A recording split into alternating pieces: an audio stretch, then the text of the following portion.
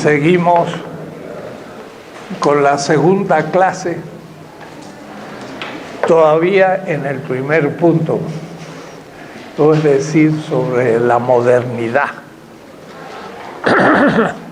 Muchas modernidades, una modernidad, altermodernidad, transmodernidad, en fin. Pero sobre todo, ahora,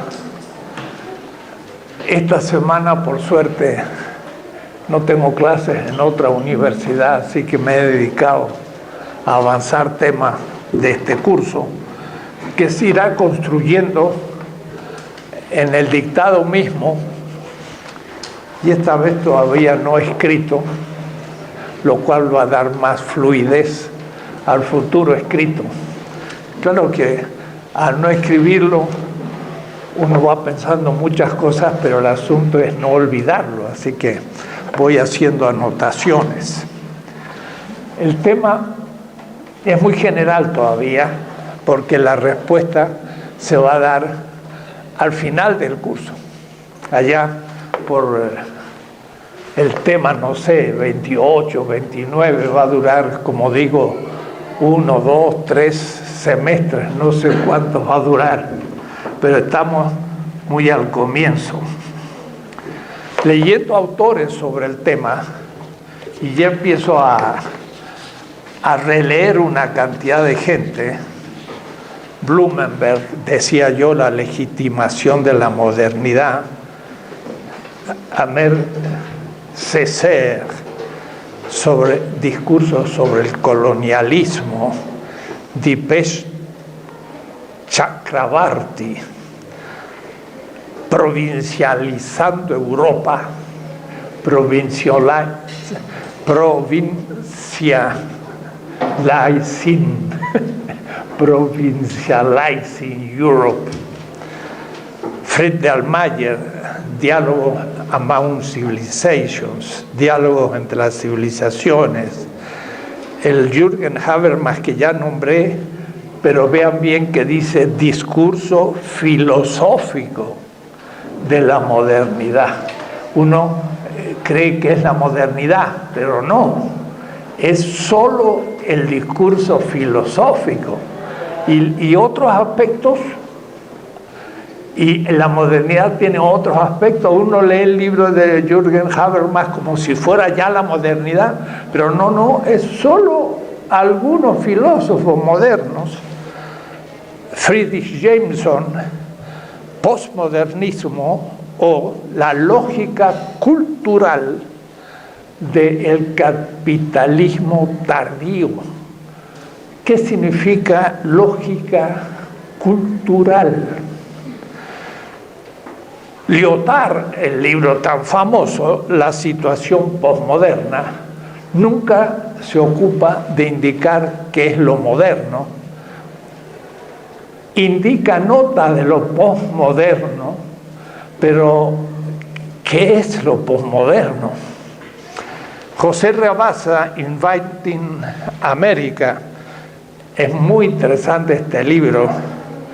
Inventando América, la historiografía hispánica y la formación del eurocentrismo. Entonces habla algo muy interesante, cómo el eurocentrismo se construye desde el siglo XVI hispánico, pero ¿qué tiene que ver el eurocentrismo con la modernidad? Es toda la modernidad, es un aspecto. ¿Qué aspecto? Lo cierto es que recupera el siglo XVI. Por ejemplo, David Schlatter, Geopolitics and Postcolonial, la geopolítica y lo postcolonial, repensando las relaciones norte-sur. Por ejemplo, Gayatri Spivak, una crítica de la racionalidad postcolonial. Cuidado, no dice de la racionalidad moderna, sino hace una crítica de la crítica, porque lo postcolonial era una crítica a la modernidad, pero ella a su vez hace una un tanto eurocéntrica crítica de la poscolonialidad, nada menos la gran pensadora de la India en Estados Unidos, Spivak. Y por ejemplo, Iris Zabala, colonialismo y cultura. ¿Qué es el colonialismo? ¿Qué es la cultura? Y subtítulo, modernismo hispánico y el imaginario social, etcétera. Lo que más me llama la atención, como cuando también empecé la política, que por ejemplo en filosofía política se habla de la política, pero la esencia de la política es el poder, y todos hablan del poder, pero no dicen lo que es, y sobre todo a qué nivel la política se juega. Y entonces las grandes definiciones se presuponen y no se atacan, diciendo qué es lo político como político. Ahí algunos hablan. ¿Qué es el campo político? También otros hablan. ¿Qué es el poder político? Y ahí prácticamente nunca se detienen a bien definir. Entonces, ¿qué es la modernidad? La modernidad es una cultura. Voy a leer. ¿Qué es la modernidad? Es una cultura, sería la cultura europea moderna, pero entonces es una totalidad cultural. Hay que entender qué es cultura, y eso me lleva a mis primeros trabajos. La primer semestre que dicté en la vida universitaria, ya por 1966, se llamó Hipótesis para el estudio de América Latina en la historia universal, que se acaba de publicar en las obras completas. Edición popular le llamo, porque todavía hay muchos errores en esa edición. Para hacer una edición crítica hay que trabajar más, pero dejémoslo para el futuro. Ahí planteó qué es una cultura y qué es la historia mundial de las culturas. ¿Será la modernidad una cultura o es un mundo? Por ejemplo, Habermas habla el mundo moderno. Entonces, no es lo mismo cultura que mundo. Hemos visto que mundo es una totalidad de sentido ontológica, sería más bien Heidegger, el mundo moderno. Ciertamente hay un mundo moderno, pero la modernidad ¿es el mundo moderno como totalidad o es un aspecto de él? ¿Es una edad del mundo o una edad de la cultura europea? Entonces una cosa es la cultura europea, ver sus edades y ver si hay una edad moderna, ciertamente lo hay, pero entonces, ¿qué es la modernidad en esa edad moderna europea? No es lo mismo decir edad moderna, un adjetivo de edad, a modernidad, que es un sustantivo, pero abstracto. Viendo un poco, entre otras expresiones, alguien dice, la modernidad es la cualidad de lo moderno. Entonces, primero tengo que definir qué es lo moderno y después entender lo que es la modernidad. Pero no vaya a ser que si defino lo moderno, en eso consista la modernidad. O es un etos moderno, en el sentido un poco de Bolívar, pero también en el 66, cuando defino cultura, hablo del etos. Podrían ustedes leer la significación de etos. Ciertamente hay un etos moderno. ¿En qué consistiría la modernidad del etos moderno? De nuevo, ¿en qué consiste la modernidad? Y por último, no será una determinación interna de la cultura europea llamada moderna. Y entonces escribí unas líneas para esta clase, pero un rato antes de llegar se me iluminó, diríamos así, algunas neuronas, y creo que por fin tuve la respuesta a la pregunta que ya había empezado a plantear, pero que no me convence. Y entonces miren lo que voy a decir. La modernidad sería el conjunto de determinaciones, y ahora voy a usar todo el semestre pasado, y se me aclaró cuando pensé aplicar el semestre pasado sobre el método analéctico al tema. La modernidad sería el conjunto de determinaciones. La palabra determinación la tomo de Hegel o Marx. Subir y le llamaría notas esenciales. Ustedes pueden llamarle propiedades, o es decir, el conjunto de propiedades o notas esenciales. Pero ahora viene analógicamente distintas, es decir, propias de la cultura europea llamada moderna. Claro que si la modernidad tiene que ver con lo moderno, es una tautología, porque tengo que definir una para entender a la otra. Pero miren cómo lo estoy viendo exactamente en este momento, el asunto. Hay muchas culturas que no son simultáneas, sino históricas, y por eso habrá que hacer la historia de las culturas para poder descubrir una. Pero hay muchas culturas, y en el diagrama de la analogía, todas las culturas tienen algo de semejante. El otro día en un seminario sobre Marx hubo una interesante propuesta, y veíamos cómo Marx, al comienzo los Grundrisse, dice: vamos a ver qué es el capital. En realidad no lo tiene tan claro al comienzo, pero es un sistema económico, y se pregunta qué es lo de común que tienen todos los sistemas económicos.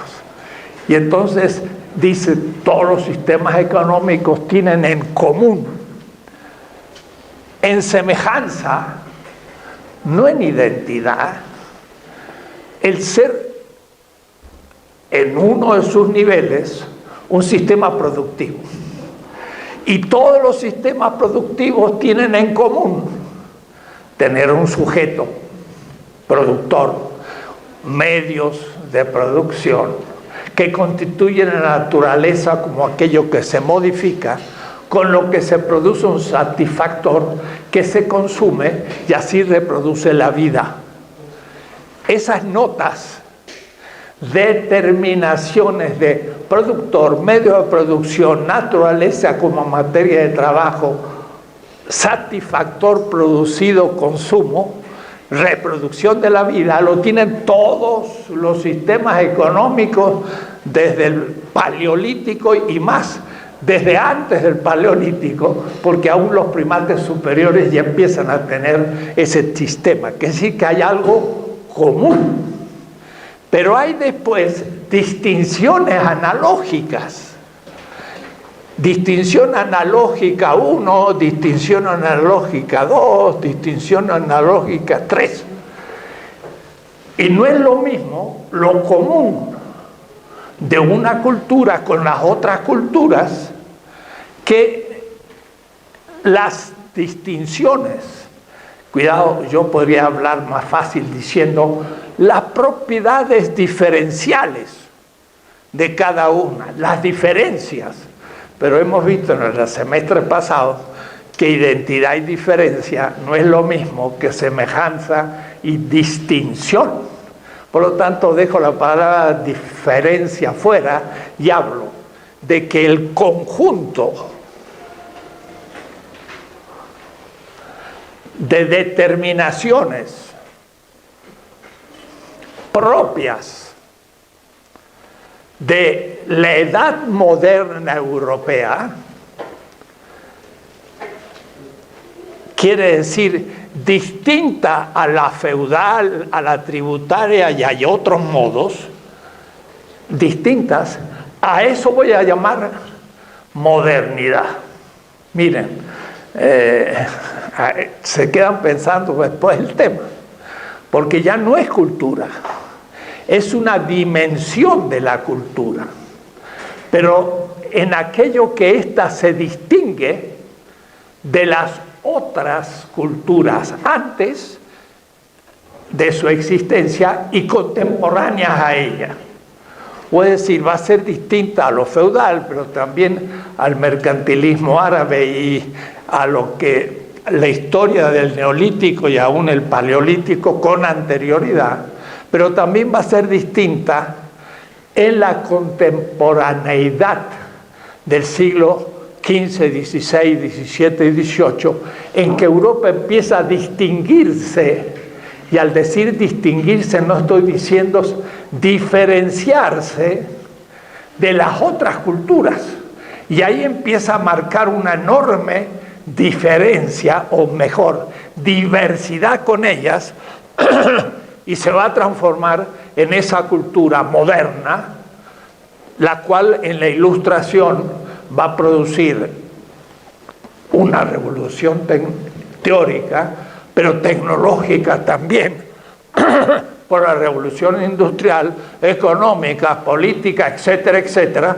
que son las notas distintivas de la modernidad.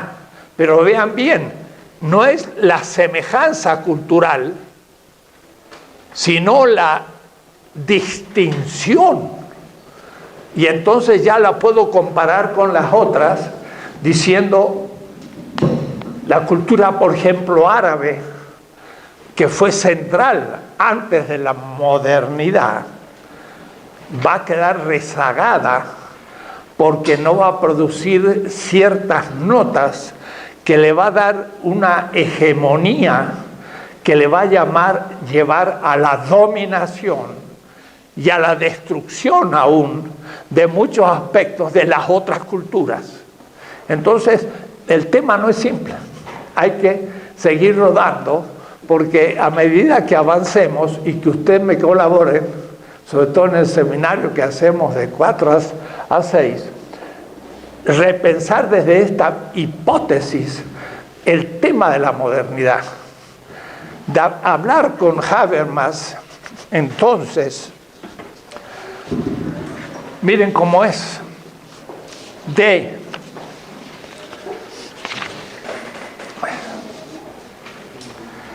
el discurso filosófico significa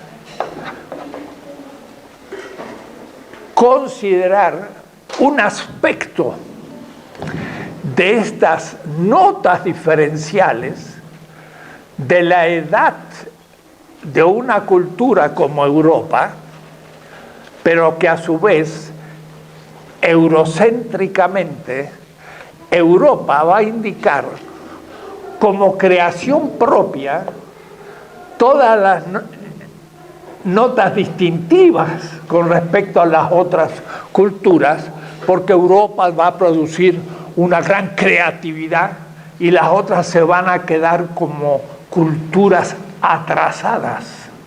Y Europa va a crear todo. Y estas son las hipótesis que subrepticiamente se dejan ver en la mayoría de los autores que he leído. O es decir, tanto un Blumenberg, que tiene unas obras gigantescas, muy eruditas, con un material de lectura enorme, o un Max Weber, o aún un Koselleck, que también tiene cosas muy importantes, y incluyendo Lyotard, por supuesto, y casi todos los demás, piensan que esas notas tintas de la modernidad, que le va a dar hegemonía y le va a permitir la dominación de la modernidad sobre las culturas no modernas, fueron frutos de Europa, solo. Y entonces, para explicar esos conjuntos de determinaciones propias de la modernidad, recurren a la historia de la cultura europea y desde el comienzo encuentran esas notas que en la edad moderna van a eclosionar y se van a transformar en la cultura universal, y también sus notas van a contaminar esa cultura universal que todas las otras culturas van a recibir inevitablemente, y van a tener que entrar en el juego de modernizarse o morir en el proceso de la globalización. Y eso justamente es lo que debemos criticar. Es muy sutil, porque uno puede leer a alguien que haga un espléndido trabajo como Habermas de la modernidad en Hegel, la modernidad en Kant, y Foucault, y Deleuze, y Nietzsche, y todos, incluyendo Habermas, son eurocéntricos.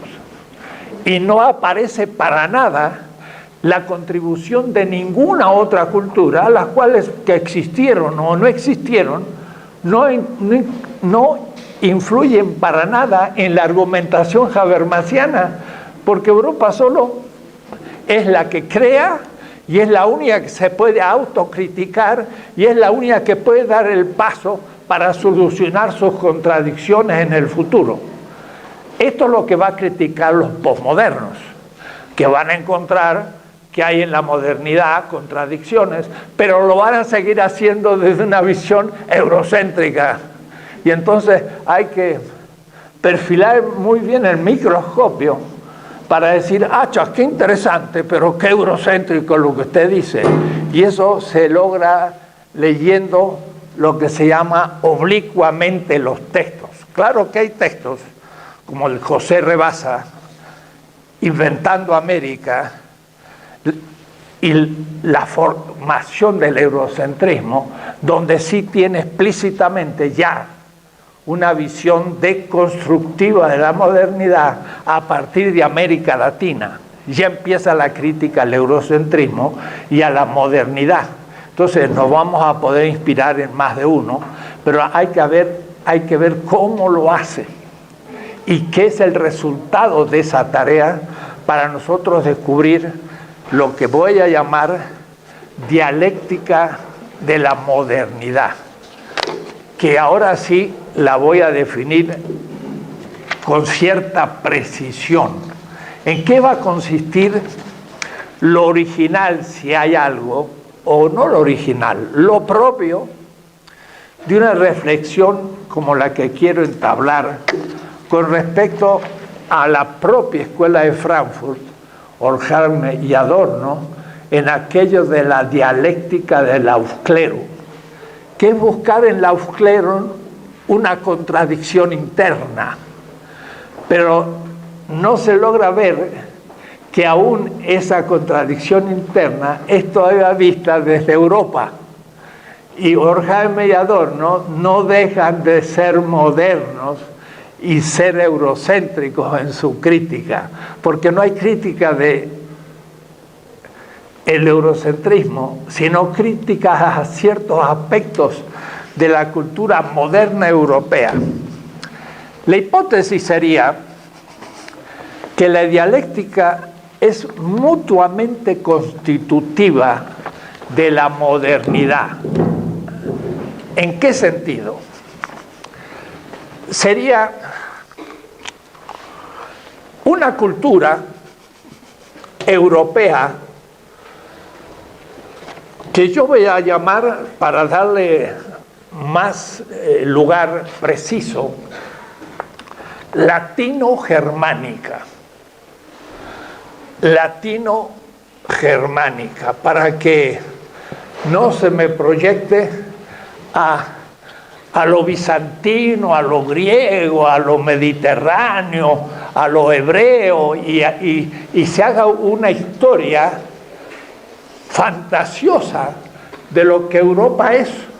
Europa nace desde el mundo latino del Imperio Romano.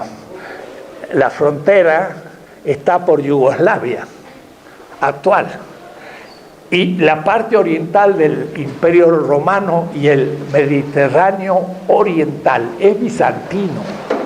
Y ese Bizancio se separó de la Europa occidental latina allá en el año 1000, hace 1000 años.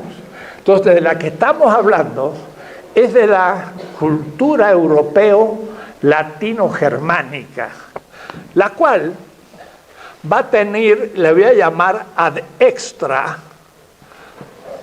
usando una palabra latina, hacia afuera, un impacto con respecto a todas las otras culturas. Y las otras culturas, cuidado, se van a dar no simultáneamente, sino que va a haber una diacronía del impacto. Va a ser primero América Latina o los pueblos originarios, durante 3 siglos prácticamente. Y después viene el impacto sobre el Asia y sobre el África. Entonces, no es simultáneo, y ahí va a haber una transformación. Pero lo interesante es que esa ad extra produce aquí internamente, ad intra, una transformación radical. Miren lo que va a pasar en México antes de la conquista y después de la conquista. ¡Buah! Ahí nace la época colonial. Quiere decir que tenemos que ver que hay un factor externo de transformación en todas las culturas, lo cual va a producir un fenómeno que al nivel ontológico yo llamaría la ruptura de la subjetividad. Si se puede poner una subjetividad escindida, como por ahí va a hablar algún europeo, va a ser justamente la subjetividad de un indígena, de un mestizo y de todos nosotros, que vamos a estar entre la tradición y la modernidad siempre, hasta que superemos a la modernidad en una etapa transmoderna. De paso, hoy, mirando el internet, dije, a ver, eso de transmodernidad. Entonces hay una profesora que no conozco que ha hablado de transmodernidad en el 99, y ella se ocupa mucho de decir, soy la primera que usa la palabra transmodernidad, pero no es verdad, porque no conoce algunos de mis trabajos anteriores al de ella. Pero la transmodernidad de esta profesora es todavía moderna. Es como un posmodernismo, porque significa una transformación interna de la modernidad. En cambio, para mí, transmoderno es una nueva edad del mundo, distinta a la modernidad, y después de ella, otra edad de todas las culturas, así como la irrupción de la modernidad europea.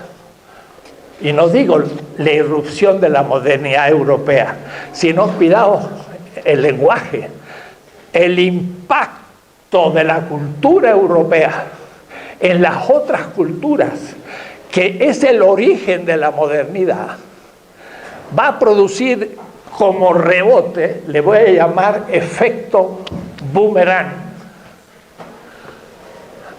de vuelta ad extra de la intención de las propias culturas, una modificación ad intra de la cultura europea, que va a ir desarrollando la modernidad, pero por los efectos de este efecto boomerang. O es decir, la conquista va a ser un proceso que surge de Europa, choca con lo desconocido, inesperado,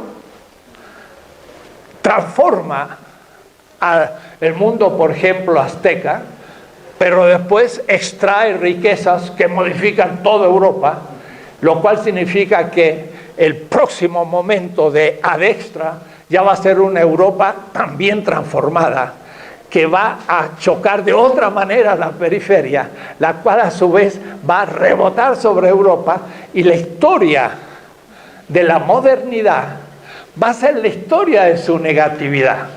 Es decir, va a ser no efecto de la creación europea, sino va a ser un mutuo efecto de una co-constitución como espiral. Como una espiral creciente, diría Hegel o Marx. Es decir, que comienza pequeña, pero que va creciendo. De tal manera que Europa choca con la colonialidad, esta rebota sobre la modernidad, la cual vuelve a chocar con la colonialidad, pero no es lo mismo colonialidad 1 que colonialidad 2.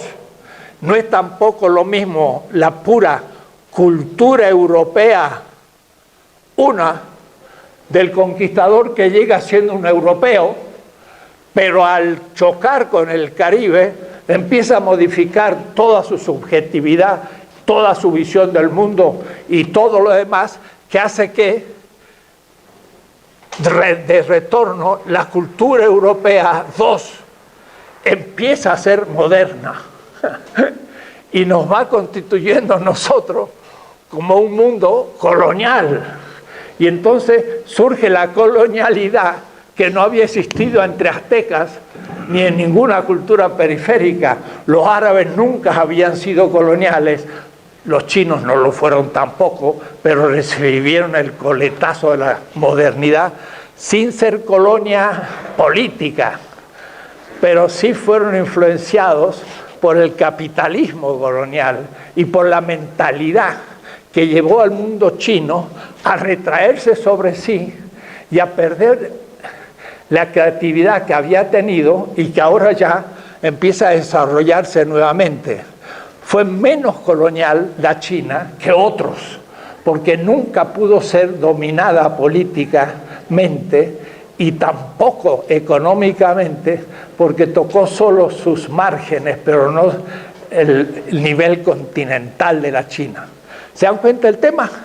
Es decir, tomar un texto de Hegel acá o de Clavijero aquí, cuidadito, hay que empezarlo a ver en la correlación co-constitutiva.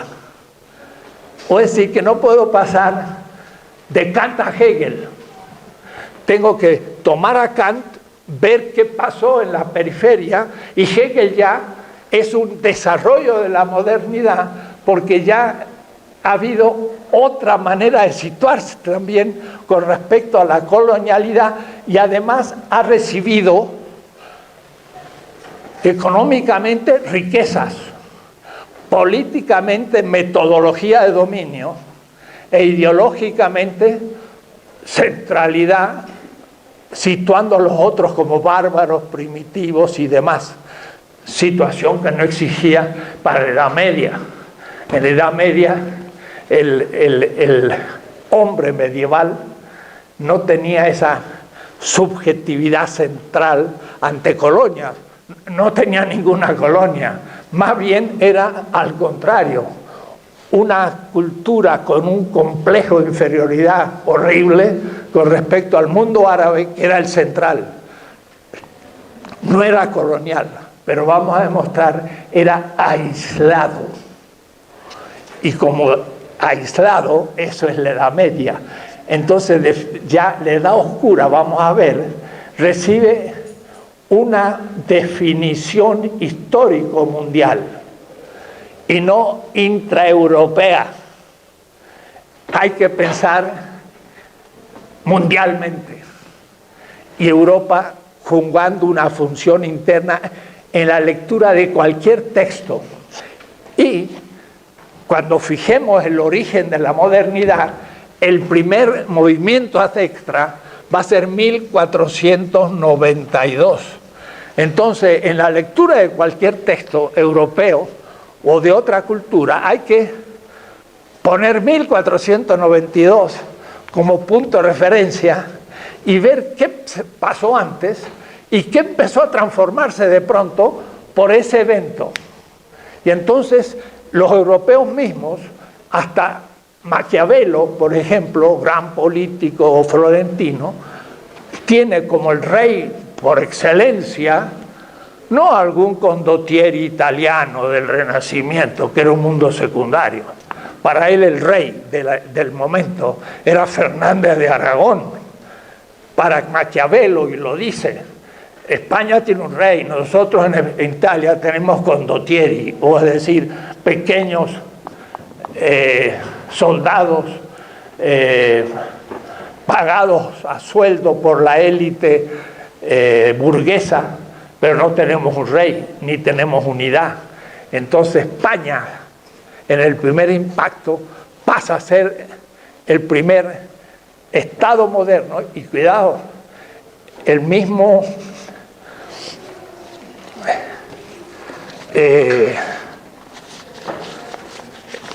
este profesor colombiano en Estados Unidos,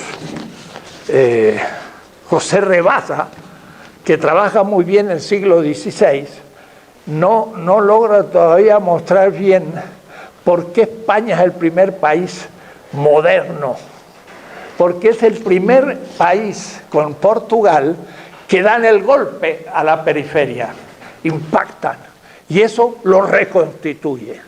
Y entonces empieza una modificación interna a España antes que ningún otro país de Europa. Y eso entonces se transforma en una metodología. Vamos a ver qué pasa, porque esto se vuelve sumamente rico, complejo, y ni en 2 o 3 semestres vamos a poder dar cuenta del asunto. Pero la verdad es que si ustedes ven mis trabajos, yo he merodeado siempre el tema. Porque miren, si ustedes consultan en mi página, y les digo que la miren, en mi página hay un tomito que tiene el número 55. Pongan mi nombre, sale la página en español, libros, y busquen el 55. Se llama Hipótesis para el estudio de Latinoamérica en la historia universal. Fue el primer curso que yo hice en la universidad, pero como latinoamericano quería saber qué significaba América Latina. Hoy, en cierta manera, me pongo en la otra posición.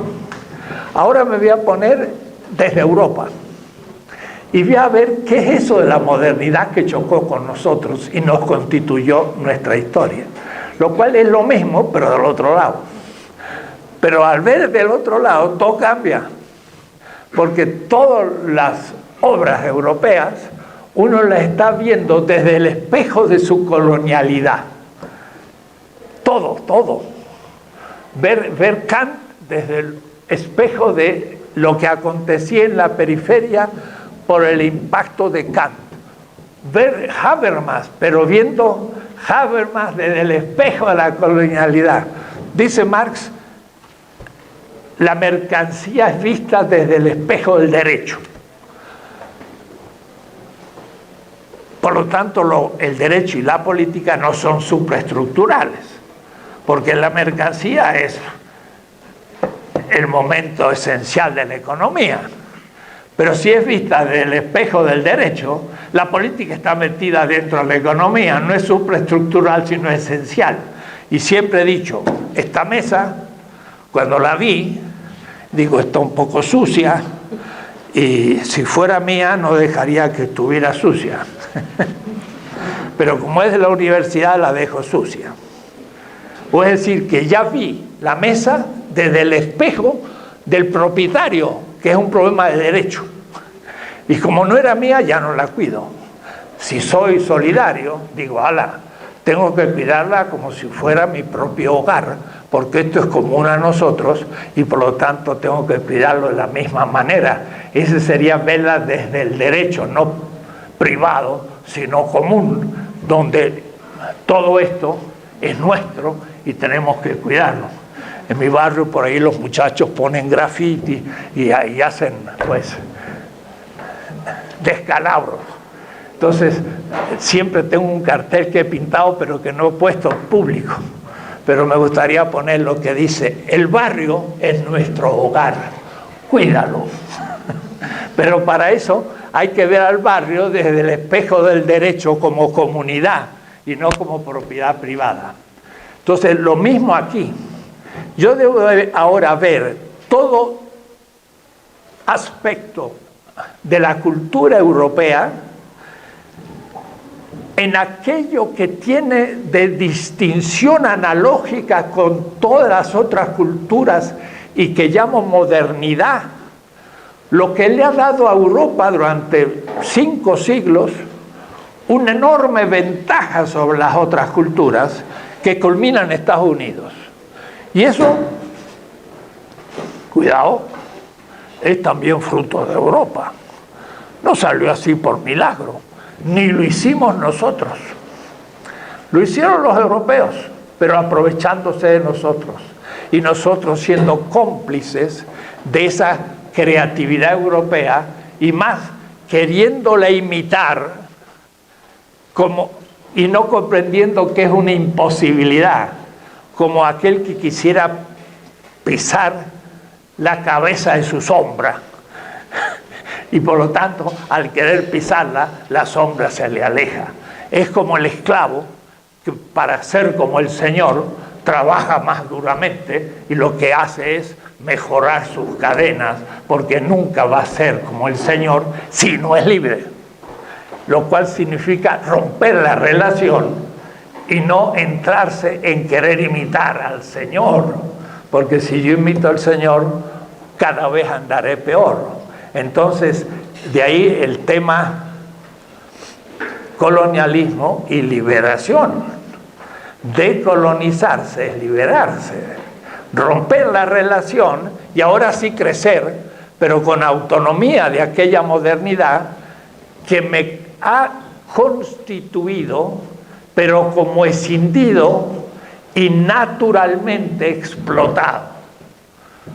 Es la pretensión, es históricamente explotado, pero él pretende que es naturalmente. Y entonces, por ejemplo, hay razas inferiores por el tamaño del cerebro, por la forma de esto, de los labios, por el color de la piel, nace el racismo. Racismo es considerar la superioridad europea, pero no como histórica, sino como natural. Hay razas superiores y razas inferiores, logrado lo cual tiene ya garantizado la dominación, porque el propio dominado dice: bah, maldito el destino que me puso un cuerpo de una raza inferior. En vez de decir, no hay razas y soy igual que el otro, nomás que de otro color, y puede ser que sea más bello por eso, y no blanco. Para los egipcios, que eran negros, los blancos rubios eran los germanos, bárbaros. Y Tutankamón era el gran emperador, era negro, y los griegos eran blancos y eran sus colonias. Atenas era una colonia de Sais, un lugar de negros. Entonces vean ustedes cómo la modernidad va a crear también todo un discurso filosófico, en último término ontológico, por el cual va a dominar al dominado y le va a dar el predicado de atrasado. Ese es la falacia desarrollista. Hay países más desarrollados y otros menos, pero cuidado, como naturaleza y no como hecho histórico. Como hecho histórico justamente hay que probarlo y hay que liberarse de que sea por naturaleza. Y si es un hecho histórico, puede ser revertido. Y entonces la condición de posibilidad de una liberación para lograr la igualdad futura de las culturas va a ser justamente por un proceso de historificar las propiedades pretendidamente naturales de esa modernidad como conjunto de determinaciones analógicamente distintas y, agrego ahora, superiores, entre comillas, de la cultura europea. Y el estar convencidos de esa superioridad le va a dar a esa subjetividad un enorme poder, y al mismo tiempo, al convencer al dominado que es de una entidad humana inferior, lo tendrá sumiso, mientras que el consenso de esa interpretación de la historia y de los signos divinos funcione. Por lo tanto, la descolonización supone poner en cuestión todo, pero a un nivel que a veces nos es difícil de imaginar, porque es tanto el eurocentrismo que tenemos que hay que tener mucha capacidad y estudio y creatividad para poder desmantelar en uno de sus niveles lo propio de la filosofía, la historia, la literatura y la cultura en el sentido de las ciencias humanas que debemos realizar. Cuando se habla de modernidad sin advertirlo, se cataloga conceptualmente o se denomina de muchas maneras sin advertir el que no se le ha definido en su concepto, en su esencia. Ahora te veo a ti, porque miras cómo he captado el tema que el otro día expusiste en el seminario, y aquí se ve exactamente lo que tú decías de Bastián Ancaré. Se ve perfecto. Lo único que después tengo que preguntarte dónde está el texto. Lo estuve buscando y no lo encontré, pero ya me lo vas a decir. Porque Marx, según la interpretación, tu nombre, Alejandro, el otro día en un seminario de Marx mostró muy bien un texto de Marx en el que Bastián habla del capitalismo, pero europeo, y Carey del capitalismo, pero americano. Y muestra que el americano tiene una gran ventaja, es que no tiene edad feudal, y por lo tanto es un capitalismo puro, mientras que todo el capitalismo europeo va a estar contaminado por las edades anteriores del feudalismo, de tal manera que aún la modernidad europea va a ser distinta que la modernidad norteamericana, que va a ser uno de los temas finales, porque la modernidad va a culminar en la modernidad americana, donde llega ya entonces a la contradicción final. Y Trump es una expresión de esa modernidad americana en estado puro, que se expresa en su irracionalidad. O es decir, las tonteras que dice Trump las piensa mucha gente en Estados Unidos, porque es una modernidad sin límites, y ahí entonces se es un racista convencido, y al mismo tiempo se es un capitalismo ingenuo, y todo eso que en la Europa es un poco más crítico, porque ha tenido un feudalismo y ha tenido una complejidad cultural mucho más grande, no es tan fácil de decir, tienen más discreción, pero al mismo tiempo los norteamericanos no tienen pensamiento crítico. Fuera de un Chomsky, que es un poco anarquista, los norteamericanos no tienen ningún gran crítico, no tienen un Nietzsche, un Marx, un Freud, nada. ¿Por qué? Porque es la expresión de una modernidad tan pura que al fin se hace completamente contradictoria. Los europeos todavía son más complejos, quiere decir que vamos a tener que distinguir, y si ustedes han visto en el programa, yo propongo como cuarta edad de la modernidad tardía o el capitalismo tardío, tema 6,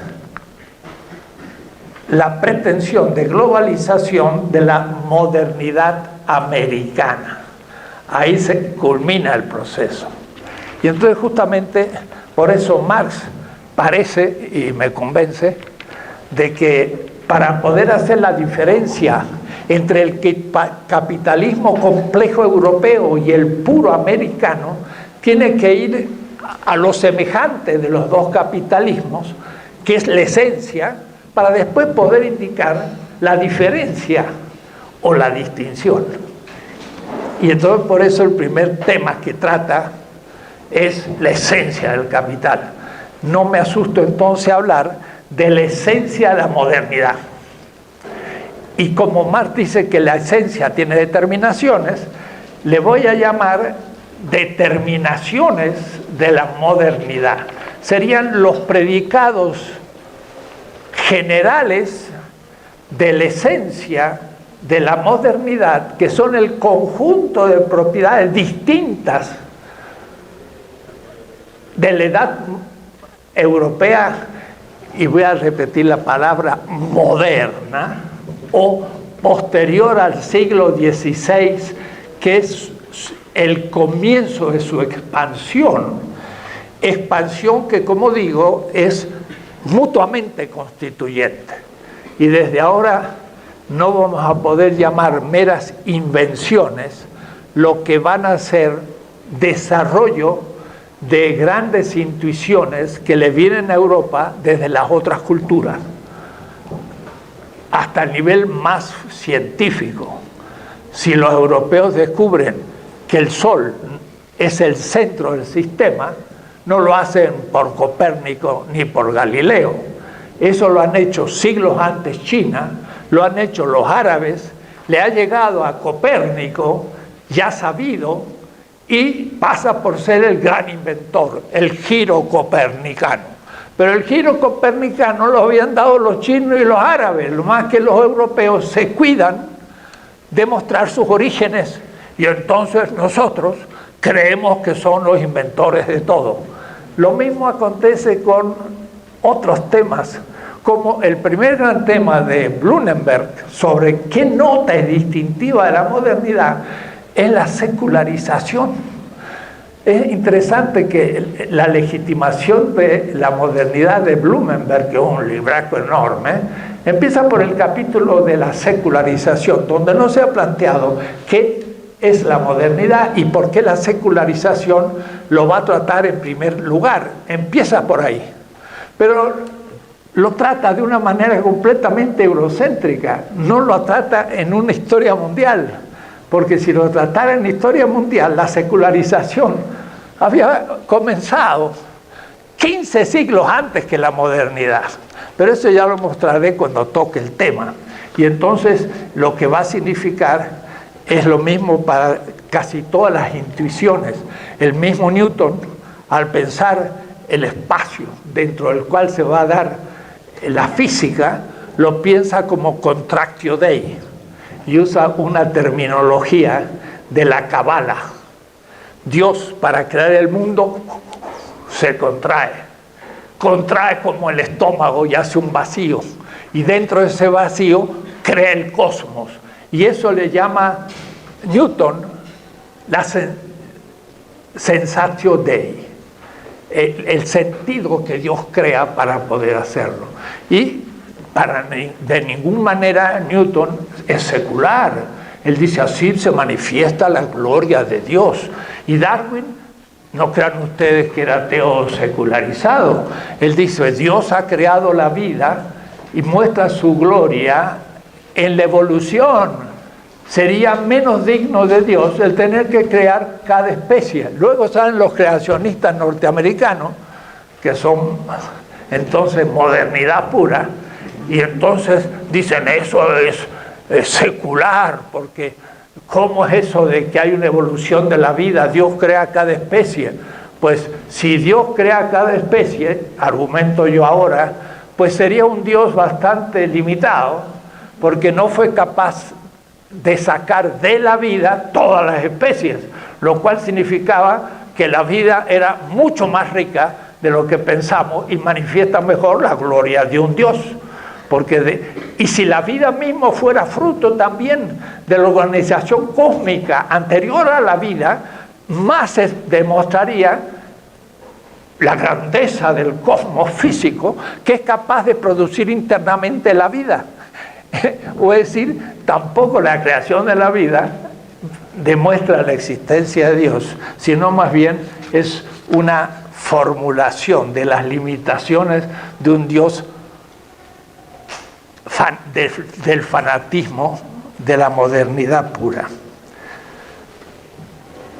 De todas maneras, siendo el conjunto de las notas o de las determinaciones analógicamente distintas o propias de la cultura europea moderna, debemos entonces hacernos cargo de qué es la cultura.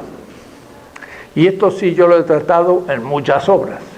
Más hay una obra que se llama Filosofía de la Cultura y Transmodernidad, en segunda edición en la UACM, que ha publicado todos esos artículos, donde yo planteo el tema de la cultura. Hay que entender el tema de la cultura para poder entender también el aspecto de las determinaciones analógicamente distintas de una cultura con respecto a otra, las diferencias entre las culturas, y de esa cultura tan especial que es la europea, latino-germánica, que a su vez tiene edades. Y entonces hay que primero decir claro qué es cultura. Después habrá que ver cuáles son las edades de una cultura. Schelling tiene toda una obra que se llama La Edad del Mundo. Y él justamente habla de que hay una nueva edad del mundo. Una edad es un proceso interno de una cultura en la que uno podría decir qué nuevas determinaciones existen en una cultura para poder decir que pasa a otra edad. Eso acontece a través de muchos siglos. Y efectivamente podemos hacer, por una parte, abstrayendo de la historia mundial, la pura historia de la cultura europea, o situando esa historia de la cultura europea en sus distintos momentos para ver cómo juega con respecto a las otras culturas. Y entonces tener una visión mucho más, iba a decir universal, no, pluriversal de la historia, y no seguir. En esto debo decir, Toynbee, y es un lector, un autor necesario, el mismo Leopoldo Sea se inspiró muchísimo en Toynbee, siendo un intelectual europeo y especialmente inglés. Estudió de tal manera las culturas de la tierra, las sustantivó, las hizo como sustancias, pero de todas maneras delimita como 22 grandes culturas en la historia y deja 6 vivientes en el siglo XX o al fin del siglo XIX, que es lo que Toynbee conoce. Y debo decir que en ese punto Toynbee tiene como una ventana más allá del eurocentrismo. Él sitúa a la cultura europea, pero lo sitúa la cultura china, indostánica, musulmana, etcétera, como otras culturas y no como una cultura universal. Claro que no había entrado todavía en el proceso que nosotros estamos viviendo de la globalización. Y ahí se nos complica más el tema, porque pareciera, entre comillas, pareciera que esta cultura de la Europa moderna, o es decir, determinada por las notas propias de la modernidad, impacta a todo el mundo. Y de hecho lo está haciendo a ciertos niveles. Tenemos que estudiar hasta qué punto esto acontece y hasta qué punto hay un dilema. O todas las culturas desaparecerán y quedará una sola, o lo no subsumido de las otras culturas resistirán, volverán a sus tradiciones, pero en diálogo con la modernidad, y producirán no una nueva modernidad o nuevas modernidades, sino una nueva edad mundial de las culturas. Esto es el debate final y a eso apunta el tema transmodernidad. No vaya a ser que estemos terminando una etapa del mundo, pero teñida por diferentes culturas. Y de ahí que el tema de la interculturalidad exige este tipo de análisis para saber qué vamos a dialogar entre las culturas. Simplemente la asimilación de la cultura que se dice que se globaliza o otros niveles que tendremos que ir viendo. De ahí que la primera pregunta es aclarar un poco el concepto de cultura. Y en esto sí yo lo he trabajado bastante, pero releyéndome veo que en aquellas clases de las hipótesis para el estudio de América Latina, el estudio universal, yo criticaba a Spengler, en aquello de Spengler que dice la cultura es el momento creativo de una sociedad y la civilización es su decadencia. Entonces para él la civilización, para Spengler, era el momento cuantitativo de expansión, pero donde termina la autopoiesis creativa, diría yo ahora con Luhmann. Y entonces, aunque parece que se expande a algo ya más vacío, y es el fin de una civilización, y por lo tanto una cultura. La cultura sería el momento creativo, la civilización su término final, como desarrolla puramente cuantitativo, sin contenido. Y en eso habría que releer a Spengler, la decadencia de Occidente. Miren qué tema, es muy actual, porque lo que estamos viendo es la decadencia de Occidente. Que sí que Spengler, de alguna manera, en la derrota de Alemania, le presagiaba la derrota de Europa. Y la verdad que Europa está siendo muy hackeada en este momento por el Medio Oriente y por Estados Unidos y por Rusia, y la Europa se va reduciendo y quedan nuevas culturas más poderosas como la norteamericana, la china y aún la islámica que está creciendo. Quiere decir que habría que releer a Spengler hoy. Pero Paul Ricoeur, en un trabajito que se llama Civilización Universal y Cultura Nacional, de 1961, que publicó en la revista Esprit, y que está en un tomo que se llama Histoire et Vérité, Historia y Verdad, que justamente publicó en 1961, cuando yo llegué a París. Entonces realmente ese texto me llamó la atención, lo discutí con Ricoeur. En 1964 hicimos una semana latinoamericana en París, como 70 estudiantes latinoamericanos que estábamos desde Noruega hasta España, en París, y justamente hablamos de estos temas, y Paul Ricoeur nos dio una gran conferencia escrita especialmente para un grupo de latinoamericanos, que recibimos con mucho gusto su conferencia y se publicó en la revista Esprit, donde aparecen 2 artículos míos junto a Ricoeur en 1964. Entonces, para él, la civilización es el sistema de instrumentos que maneja la humanidad.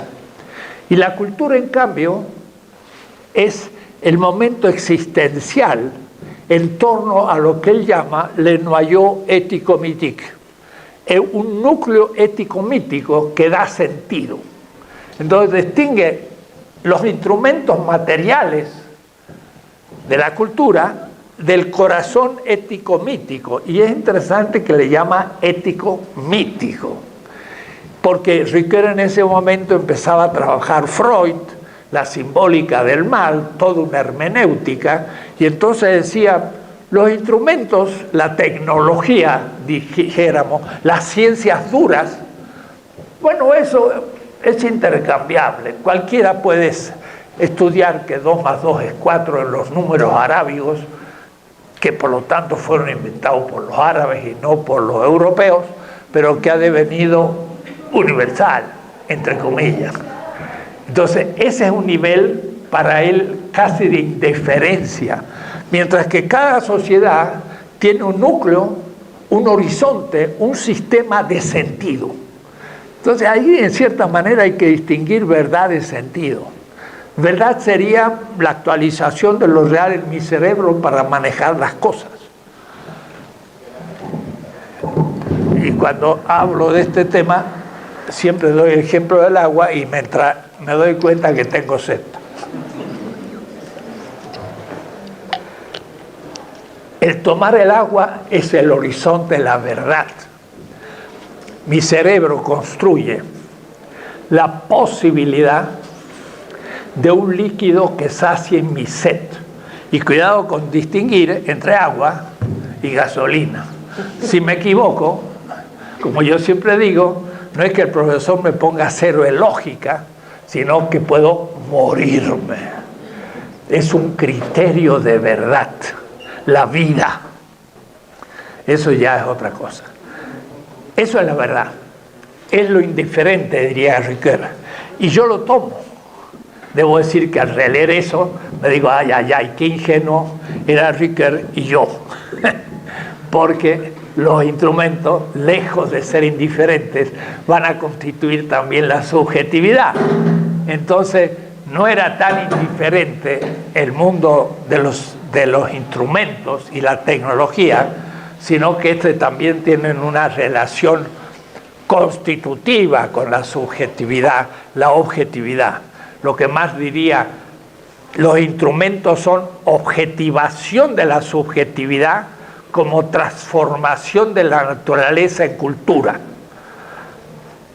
Pero ese instrumento que yo produjo realmente y materialmente en el sentido físico ahora, también constituye mi subjetividad.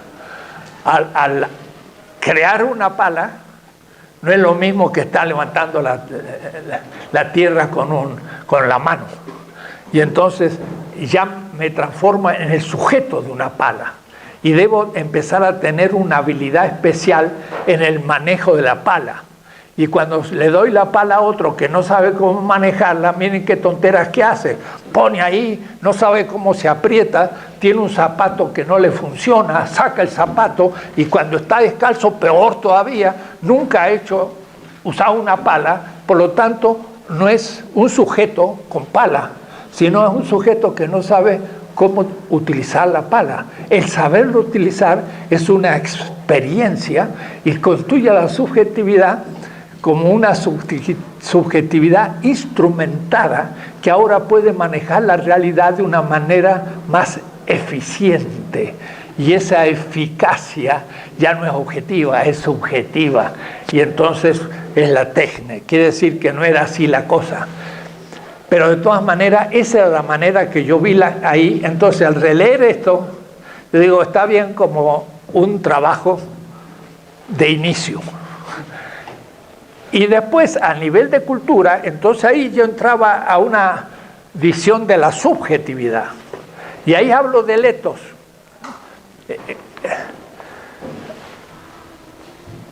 Sabemos que se ha hablado mucho del etos, el etos barroco, el etos moderno, etc. Pues ahí yo hablo largamente del etos porque toda cultura tiene una manera de manejar los objetos y también tiene una manera de relacionarse con los otros sujetos como razón práctica. Y todo eso es lo que va a llamar Ricoeur cultura. Y en el corazón de esa cultura, un núcleo último que le llama ético-mítico, porque para él los mitos contra la visión ilustrada es un relato racional en base a símbolos. Es racional. Entonces, en ese punto, Todas las culturas tienen mitos. Esto lo vio Schelling y lo vio muchos otros autores. El asunto es la hermenéutica que me permita descubrir la fundamentación de esos mitos y la explicación de la realidad, pero no en tanto realidad manejable, sino como la realidad fundamento del sentido.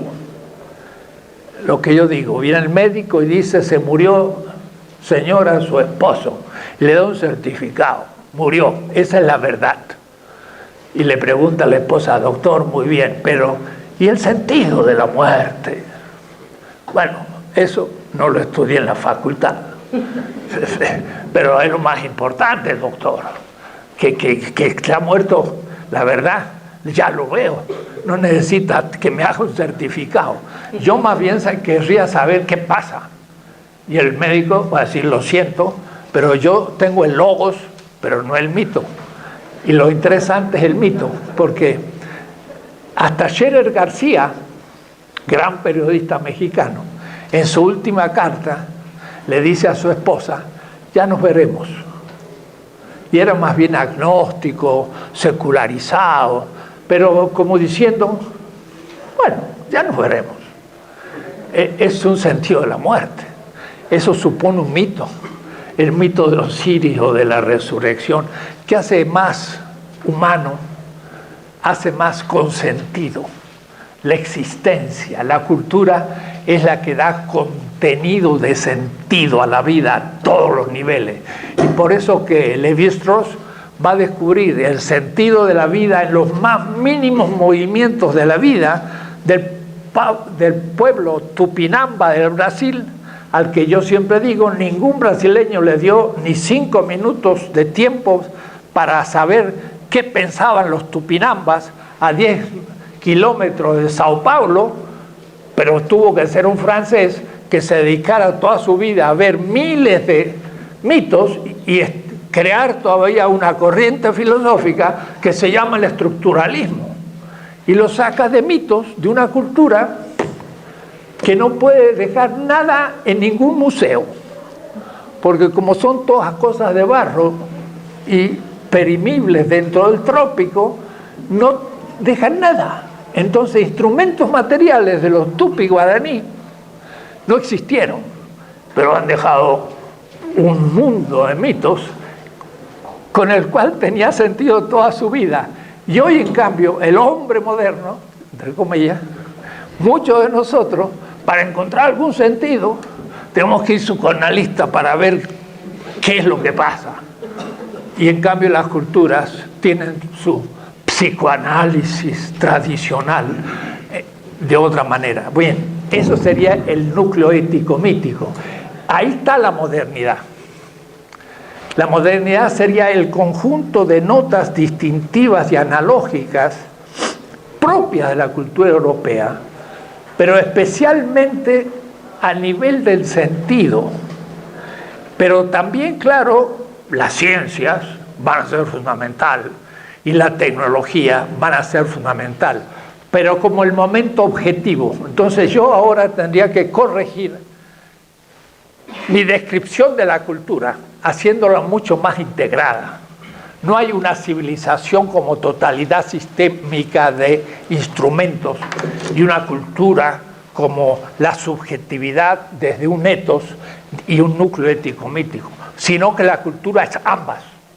Y eso es lo que yo voy mostrando en los artículos posteriores de 30 años a estos temas.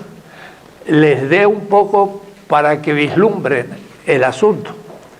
Iberoamérica en la historia universal era 1965, un artículo en la revista Occidente, donde hago la historia no la historia, indico las grandes edades de la cultura latinoamericana, paleolítica, neolítica, grandes imperios, conquista, etc.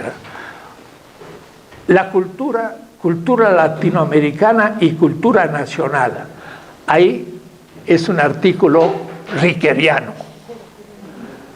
para una filosofía de la cultura, civilización, núcleo de valores, etos y estilos de vida siguen siendo ricoerianos. Es la primera parte. Pero hay una segunda parte. La cosa se mueve. Empieza ya el cuestionamiento del eurocentrismo y aún la visión de Ricoeur. Y ya ha surgido la filosofía de liberación. Cambia la temática. Cultura imperial, cultura ilustrada entre nosotros y liberación de la cultura popular. Esto ya es bajo la sombra de la revolución nicaragüense. Y Ernesto Cardenal, ministro o secretario de Cultura, no de Educación, de Cultura, el gran poeta nicaragüense. Y entonces dependencia cultural, ciencia, cientificismo y política, creación y liberación de la cultura popular. Y después otro, cultura latinoamericana y filosofía de la liberación. Cultura popular, revolucionario, más allá del populismo y el dogmatismo. Estos son 30 años de reflexión sobre el tema de la cultura que va cambiando. Pero esto después va a ir creciendo, porque en la introducción a la ética de la liberación hay 70 páginas donde yo reviso la historia universal a partir de Latinoamérica en la historia universal. Y ahí doy ya una visión más comprensiva de la cultura. Y sobre todo, el encubrimiento del otro, 1492, ahí empiezo ya algo que vamos a tener que releer, porque es el origen del mito de la modernidad. Va a ser el tema originario de la modernidad. En el programa va a ser el origen, la modernidad temprana, ahí. Es decir, según situemos el origen de la modernidad, estamos suponiendo su definición. Es decir, el conjunto de determinaciones propias de la cultura europea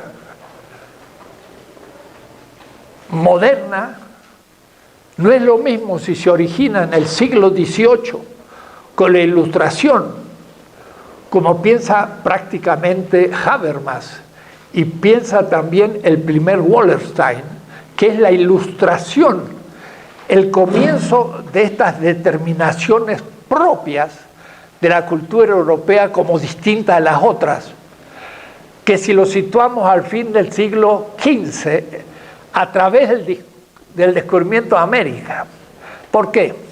Porque lo que sitúan a la modernidad y su comienzo en la Ilustración van a dar inevitablemente una visión eurocéntrica a la modernidad, porque va a ser el momento de culminación de la cultura europea y van a producir eso que se llama la cultura ilustrada, de la razón secular que pone en cuestión al mito justamente y pasamos al logos y a la centralidad ya realizada de Europa en la revolución industrial, la que desde un punto de vista técnico, ahora sí, Europa va a demostrar, pero va a demostrar material e instrumentalmente al África y al Asia que su cultura es superior.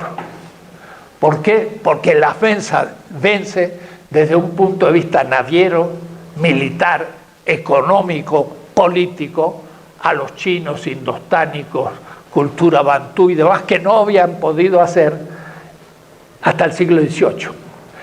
Entonces, ¿qué pasó en América Latina? Los 3 primeros siglos no fueron modernos. ¿Qué fueron? La última es agonía de la Edad Media, y por eso ahí es la Europa del Norte la que va a hacer marcar el paso, y después Estados Unidos. Estas cosas que parecen históricas son teóricas, porque el conjunto de determinaciones distintas, propias de la modernidad, no es lo mismo si se la sitúa desde la Ilustración que si se la sitúa de la expansión colonial de Europa. Y para nosotros es esencial, porque los 3 primeros siglos, ¿qué pasó? No hubo ruptura, no hubo esa ruptura de la subjetividad, no empezamos a vivir el dilema entre ser europeo o conservar la propia cultura. Ese tiempo fue medieval, pero en la Edad Media nunca se había dado eso, porque en la Edad Media había por una parte tolerancia y por otra parte un mestizaje cultural, no del tipo moderno, que es el que se va a dar en el colonialismo, fenómeno propio de la modernidad. Entonces, América Latina viene a romper la visión de la modernidad de los africanos y asiáticos.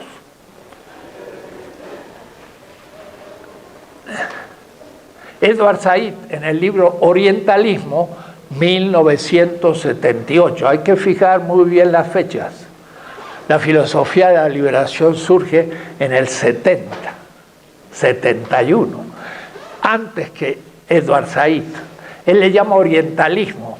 Entonces, para él el orientalismo es también el comienzo del occidentalismo y por lo tanto el eurocentrismo. Pero eso se cumple en el mundo del Commonwealth en el siglo XIX, fin del XVIII, donde los ingleses ocupan la India y toman el río Ganges y la capital. Y entonces es 1780. Ahí para Spivak, para los postcoloniales del Commonwealth inglés o francés, ahí empieza la modernidad. Y los 3 primeros siglos, desde el descubrimiento de América, nadie los estudia, sino solo los hispanistas en los cursos de estudios latinoamericanos que no impactan al centro de la cultura actual, aunque sí, en cambio, el tema del orientalismo, porque los anglosajones pueden leer más rápido la bibliografía crítica de los asiáticos y africanos en inglés y entonces descubren el tema del colonialismo, pero que se libera del colonialismo después de la Segunda Guerra Mundial. O es decir, el postcolonialidad de anglosajona o francesa tiene 50 años. En cambio, la postcolonialidad latinoamericana tiene 2 siglos.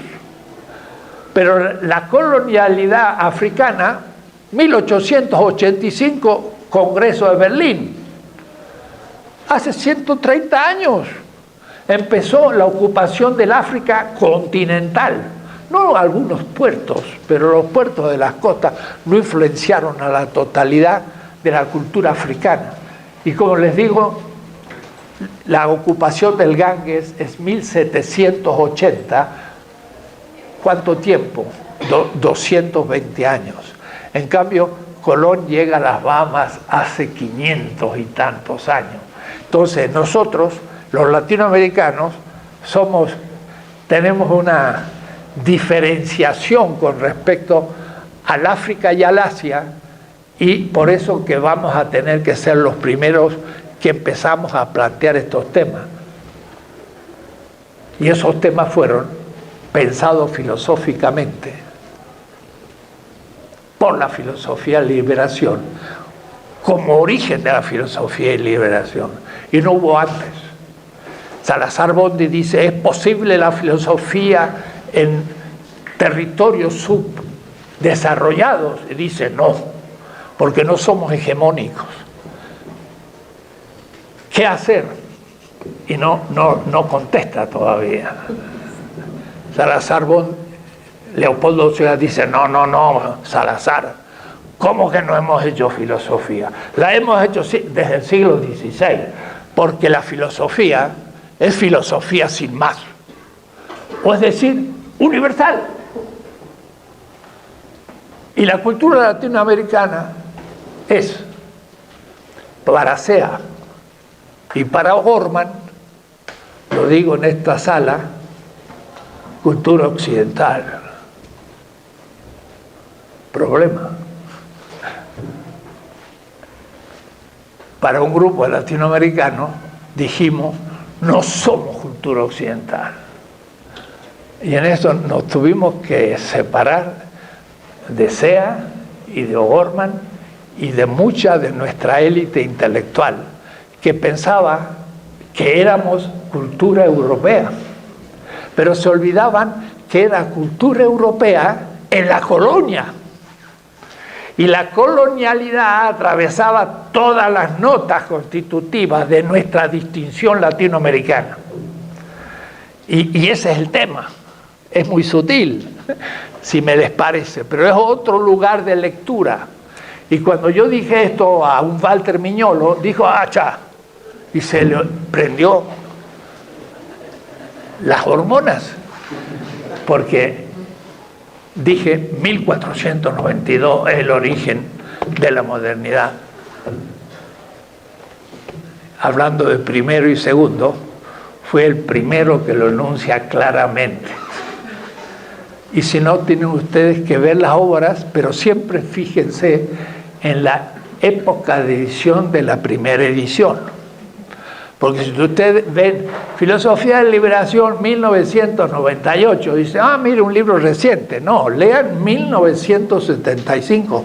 Pero en realidad las hipótesis están para una ética de la liberación del año 73, publicado, pero pensado en el 70. 1970 en filosofía es el origen de lo que le estoy hablando. ¿Esto para qué? Para que se den cuenta como latinoamericanos y especialmente como mexicanos tenemos que darnos cuenta que fuimos el lugar primero del impacto ancestral, porque el Caribe casi no pudo resistir y fue una extinción de un pueblo. Los mataron a los indios, quedó muy poco, quedó mestizado, pero la verdadera conquista empieza en México. Y entonces aquí es donde la modernidad impacta. Y entonces, desde un punto de vista aún estético, el arte colonial ya no es ni siquiera español, es muy distinto. Y ahí entonces ya tenemos una estética posmoderna que descubre un poco eso, pero que nos tiene que dar ideas para hacer una hermenéutica completamente distinta de todo. Miren, 1492, el encubrimiento del otro, no es el descubrimiento, sino el encubrimiento. ¿Qué significa? El europeo llegó aquí y tropezó con América. Colón no descubrió América, estuvo siempre en el Asia hasta su cuarto viaje y murió en el Asia. Américo Vespucio se dice que descubrió el Nuevo Mundo. Tampoco. El Nuevo Mundo era la inmensa península al sur de la China. Y cuando pasó el Ecuador y llegó a la Patagonia, dijo, ¡ala! Esta península china era más grande que lo que yo pensaba. Es un nuevo mundo, pero no era América todavía. Eso va a venir después, 2 o 3 años después, pero cuando lleguen los mapas chinos por Venecia a Europa. Y son los chinos los que habían descubierto América. Entonces eso es fundamental, porque Europa ni descubre América.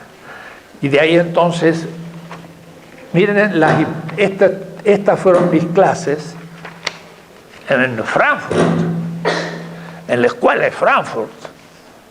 Me costó mucho esas clases, porque las tuve que leer en alemán, y entonces había que practicarlo de nuevo bien, y fue un curso largo de 10 clases en Alemania, y al comienzo, primera parte, del ego europeo, desde el ego europeo, el en raya cubrimiento.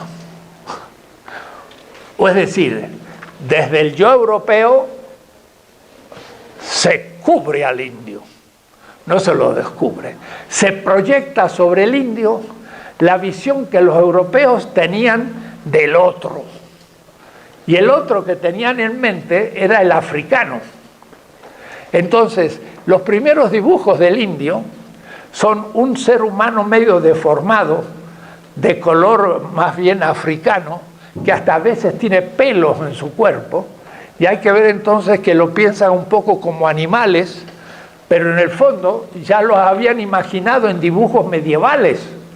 Quiere decir que le plastifican al indígena el rostro del otro que en Europa tenían. Y entonces no descubren al indio, sino que se lo llevan por delante.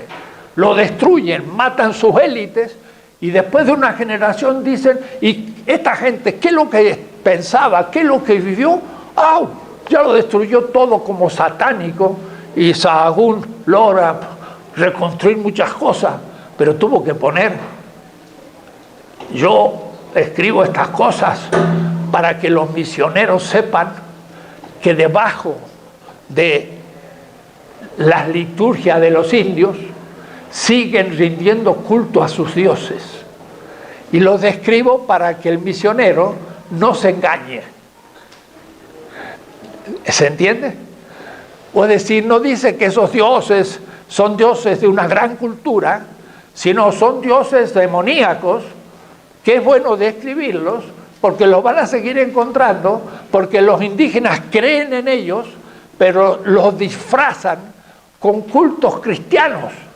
Y entonces hay que ver que detrás del culto cristiano siguen con sus, comillas, hechicerías. Miren, y gracias a eso pueden publicar las obras. Así como a Galileo le recomiendan, haga como Copérnico, plantee como hipótesis que la Tierra no es el centro del sistema y nadie va a decir nada, pero proponer como verdad que el Sol es el centro, está usted perdido. Pero él no afloja, lo presenta como verdad y lo condenan. Pero se las aguanta. Y cuidado, tampoco como secularizado. Galileo, como Newton y como Darwin, no era secularizado. Él dice, Dios tiene dos maneras de describir al mundo. Uno, con una mano, el lenguaje matemático, y otro con la otra mano, con un lenguaje simbólico.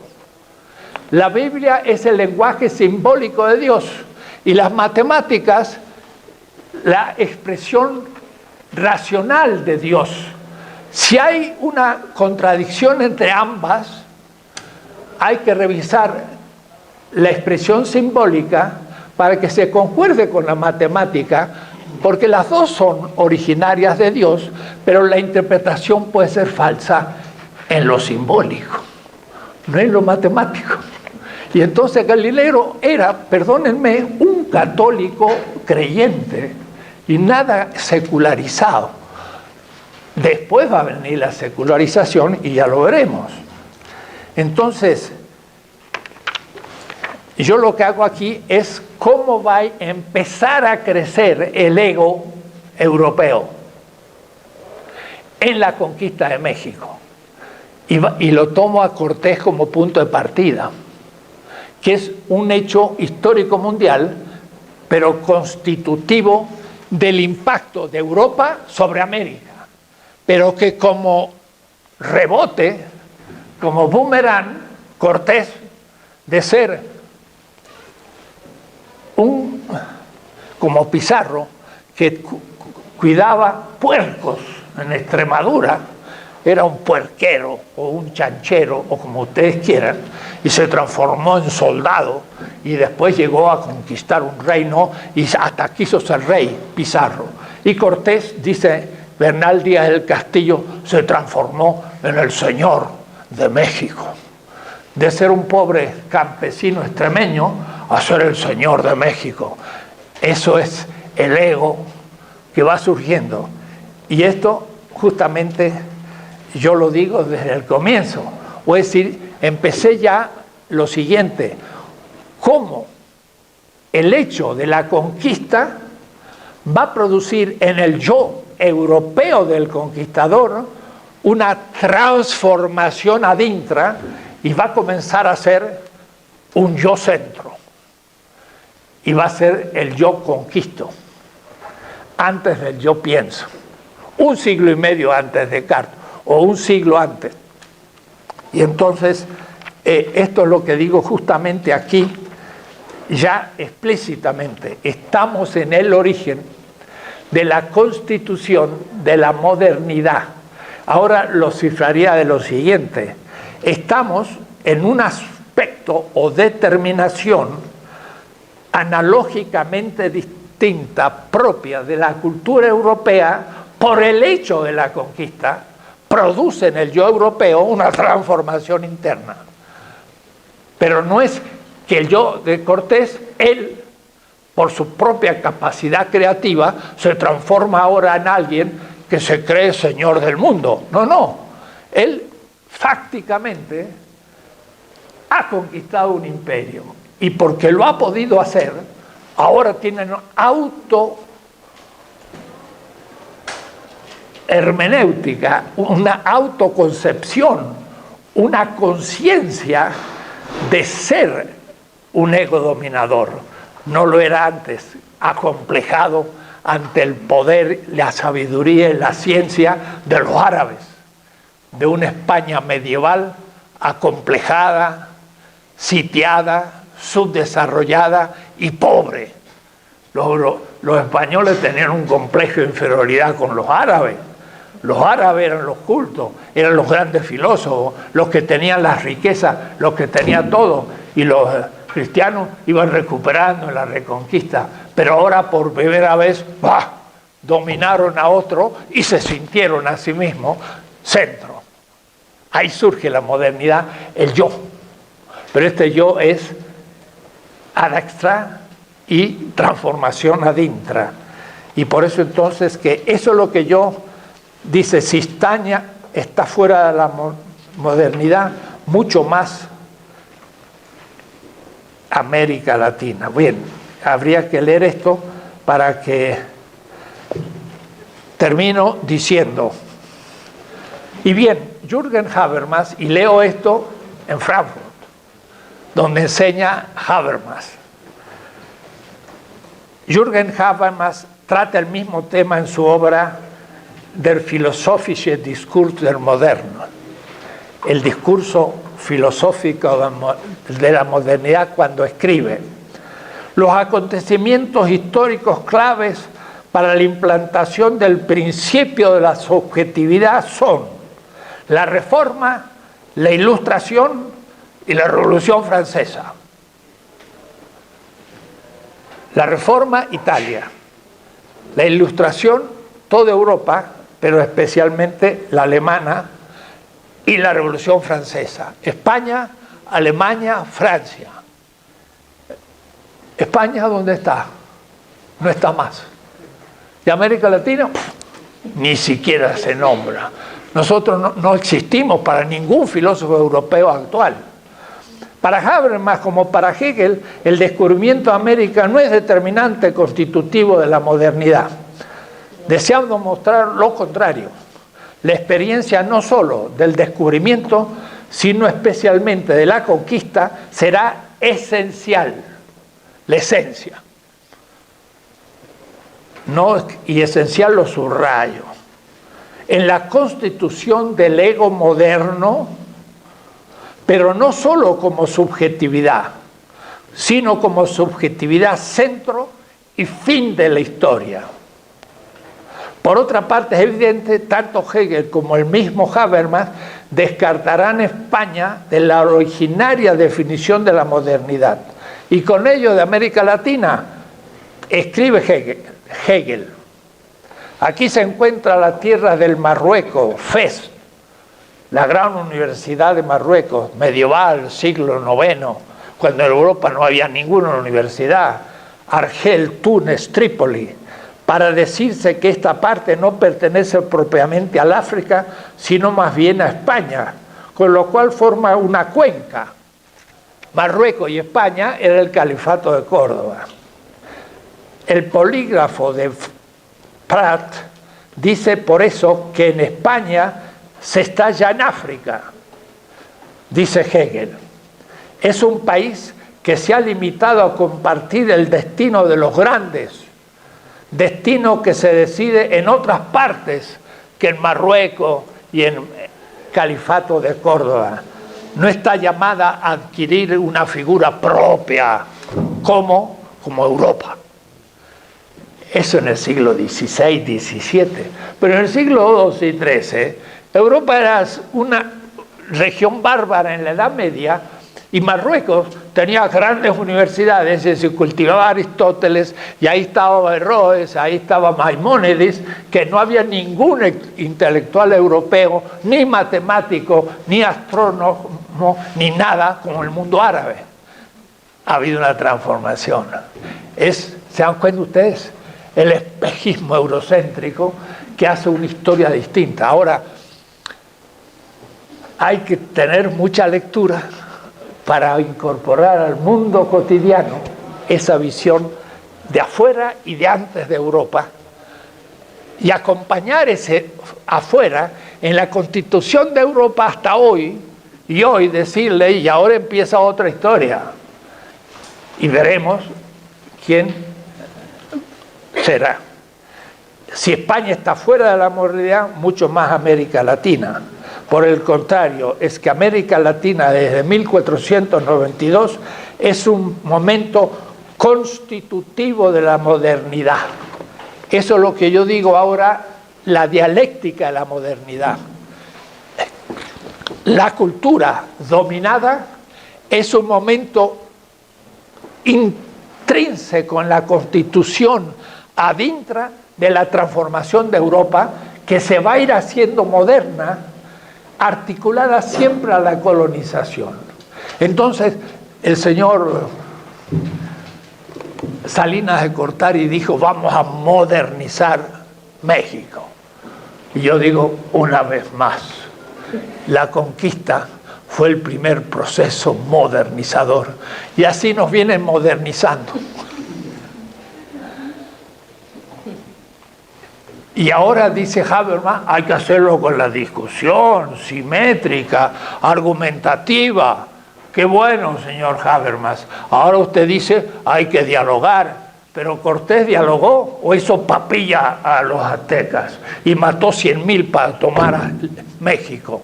La conquista fue un diálogo racional, simétrico, para alcanzar el consenso, o fue la violencia pura de la superioridad de armas que destruyeron los ejércitos de los pueblos americanos.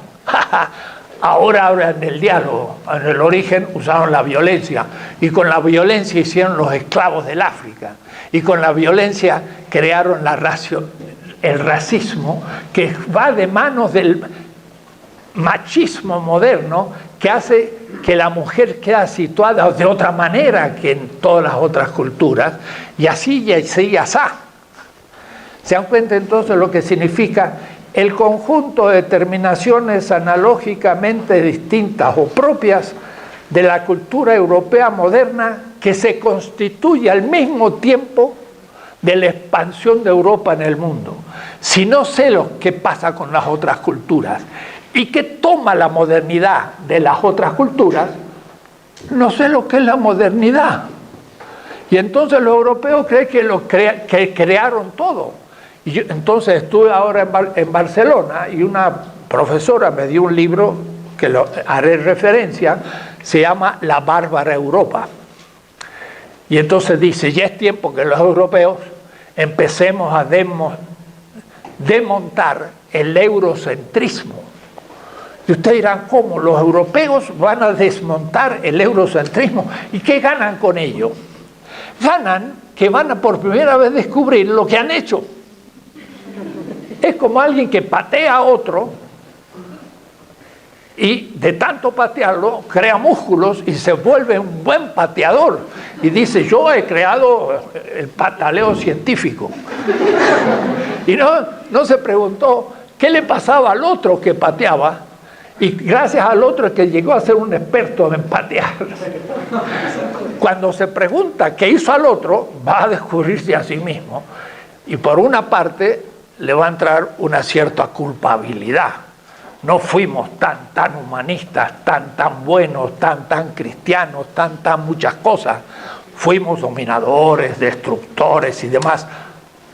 Pero hemos de reconocerle qué es lo que hicieron también positivamente.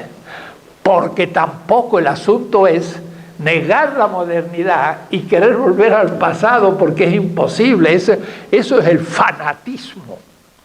El islamismo, el fanatismo cristiano de Bush o de el sionismo judío, no solo árabe, sino cristiano y judío también. El fanatismo es querer volver a un pasado idéntico a sí mismo, impoluto, y que hay que revivir. Eso es imposible, porque ese que recibió el impacto también se ha modificado. Es la flecha dentro del dominado, y también ya es otro. América Latina no es la de 1492, somos otros. Y algunos dirán: los indígenas, no, ustedes los blancos y los mestizos no son americanos, afuera. ¡Wow! ¿Qué hacemos con 5 siglos de habitantes? ¿Lo vamos a tirar al mar? Somos ya. No somos idénticos al pasado. La identidad es procesual. Y ahora lo que hay que hacer es: ¿qué tomaremos de la modernidad? ¿Y qué afirmaremos del pasado? Y eso en cada cultura, para ir a un pluriverso que será la transmodernidad, que no será ni moderna, ni muchas modernidades, sino otra cultura que construiremos. Entonces, vean ustedes, la analogía aquí funciona magníficamente, porque sin ella no hay solución lógica del asunto. Lo que viene no es una identidad futura como realización de la modernidad. Lo que viene es una complificación, con introducción desde la nada de la modernidad, de lo dejado fuera de la modernidad. Porque dije que la modernidad es el conjunto de determinaciones analógicamente distintas y propias de la cultura europea, pero deja fuera muchos aspectos que son los de las otras culturas, las que ahora deben descubrirse en un proceso, que no pueden volver al pasado, sino mirar al futuro, integrando lo que es integrable de la modernidad.